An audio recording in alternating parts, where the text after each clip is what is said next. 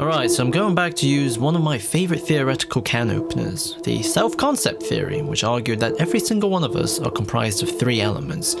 The ideal self, which is the identity we strive to achieve, the self-image, which is the way we see ourselves, and self-esteem, which is the internal measuring system we use to see how close or far away these two elements are. And sometimes we project these elements into other people. Hey.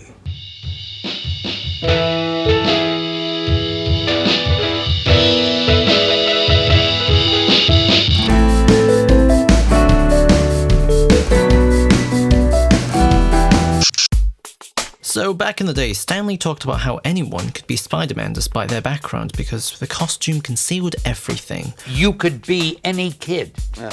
You could be black, you could be Asian, you could be Indian, you could be anything, and imagine you were in that costume. Miles Morales is a literal materialization of this idea, not just because he's someone from a different ethnic and cultural origins, but the narrative value he represents are actually inverted from Peter Parker's.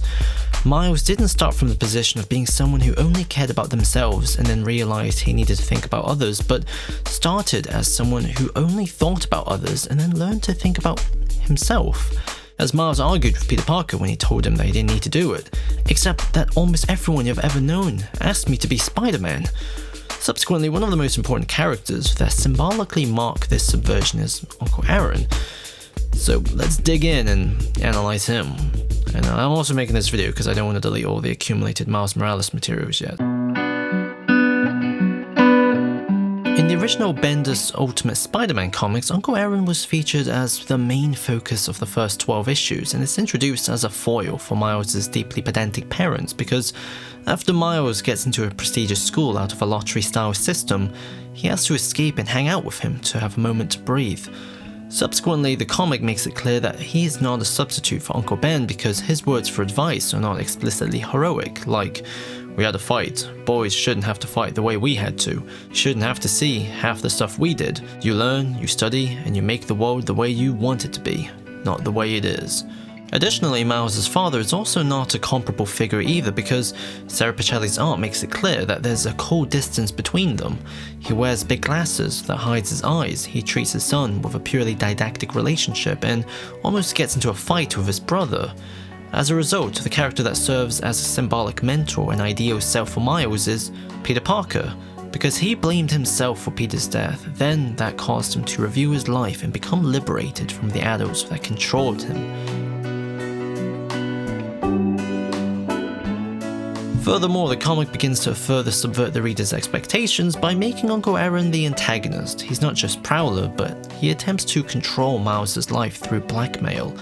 Aaron broke into an old Oscorp facility at the beginning, which accidentally brought one of the experimental spiders to Miles. Therefore, his logic is that he owns Miles now and does the old, "Hey, let's go take down this one guy who's a criminal and is my competition and I'll let you go" trick.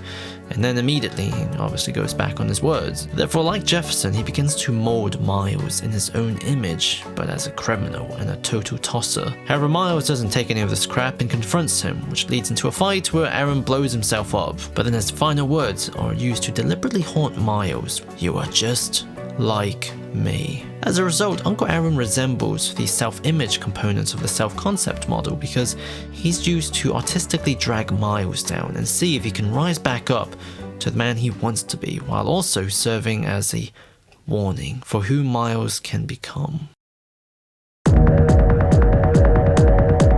Prowler in Spider-Man Into the Spider-Verse seemingly follows the same narrative beats and functions. He's the escape for Miles' oppressively random life, becomes an antagonist that keeps on chasing Miles and then dies in his hands, but all the details are completely and utterly different. He's not just a rebellious figure that Miles returns to, but Uncle Aaron is the only person in his life that supports his creative spark. Yo, you been holding out on me? You throw these up yet? Nah, man. You know my dad. Come on. I got a spot you ain't gonna believe. He gives him meaningful advice, and when the time comes, he refuses to kill his nephew. His last words are also ones of encouragement that gives Miles a boost of self-esteem as opposed to rip it away. Therefore, love is what defines this version of Prowler, not failure nor resentment. and as a result, he fits more productively as the ideal self part of the model, to the extent that his last words contribute to Miles believing in himself enough to take a leap of faith. You're the best of all of us, Miles. You're on your way. Keep going. Additionally, they sort of swapped it around with Peter B. Parker, so he's more in tune with Miles' self-image because he's a failure who is dwarfed by the presence and legacy of a better and more successful Spider-Man. However, Peter B. Parker and Miles' unflattering connection also contributes to the growth of their self-esteems for the reason that they heal each other. When will I know I'm not gonna mess it up again? You won't. It's a leap of faith. Peter's marriage fell apart because he wasn't ready to have a child with Mary Jane, but because he ends up placing his faith into Miles, who's a being that is a product of his mentoring, Peter realizes that he's ready and had already broken out of his cycle of impotence.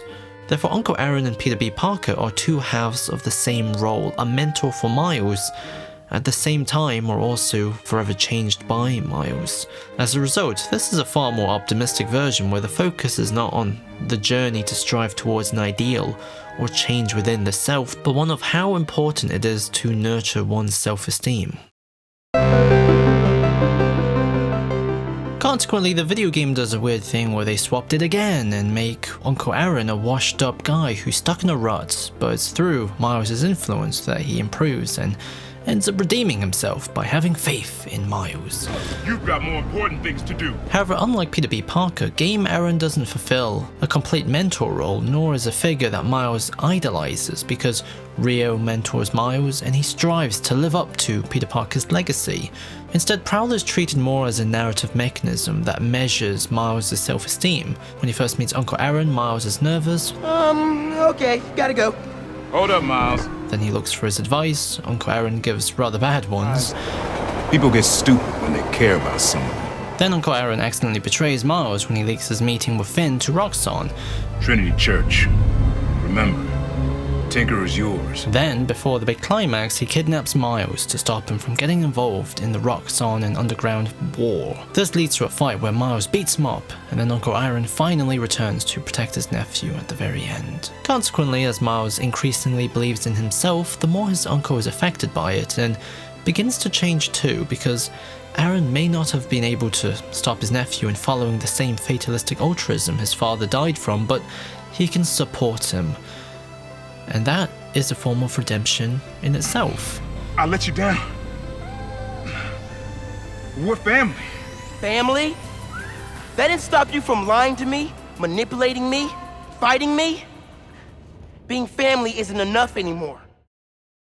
Also, quick mention, there's the MCU Uncle Aaron played by Donald Glover, and he's awesome because he's played by Donald Glover. That's that. Yeah, sorry, Miles, I'm not gonna make it. If Uncle Aaron originally subverted the expectations of Uncle Ben by being a douchebag, then Uncle Aaron from Spider-Verse subverted the comic version by actually being cool. However, the game also subverted the film version by not dying or having his identity be a big twist. You hit hard. Uncle Aaron? On one hand, this could be criticized an example of Jean Baudrillard's simulacrum effect, where when you copy something over and over and over again, eventually you'll lose the original intended meaning. This isn't obviously exclusive to this character. Uncle Ben started out as just a guy in Amazing Fantasy number 15 who only appeared in like 5 panels, then dies off screen, and his famous mantra, "with great power comes great responsibility," wasn't even said by him. Instead, it was in a non-diegetic narration box.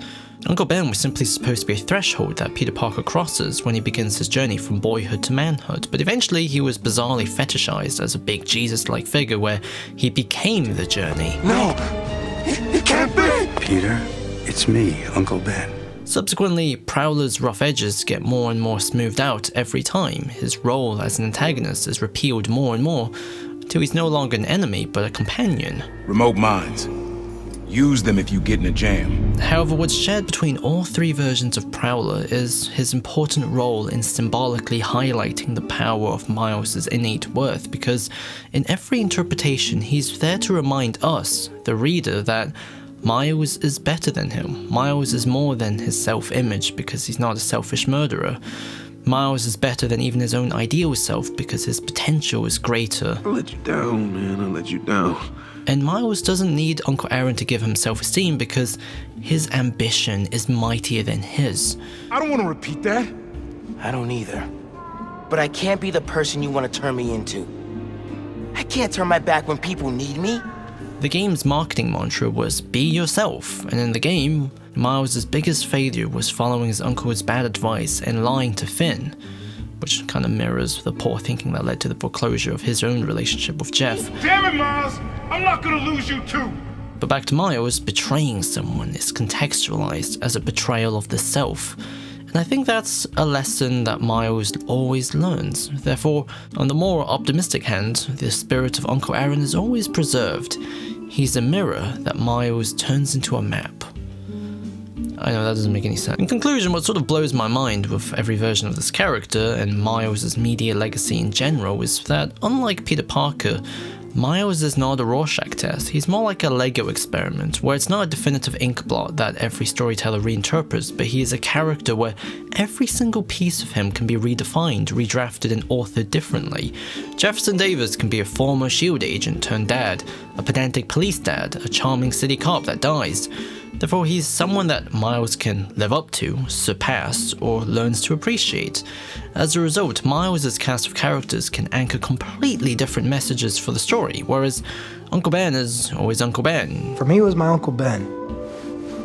For me, it was my Uncle Benjamin. So, Miles, unlike his counterpart, I say he's privileged by the artistic freedom to not be burdened by nostalgia yet, and that's pretty cool.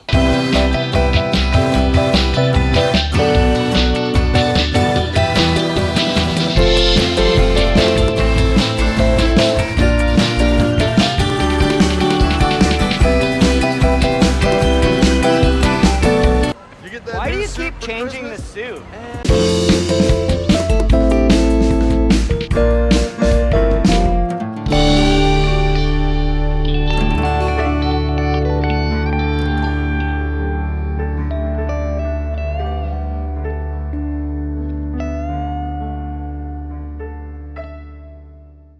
What's that? It's a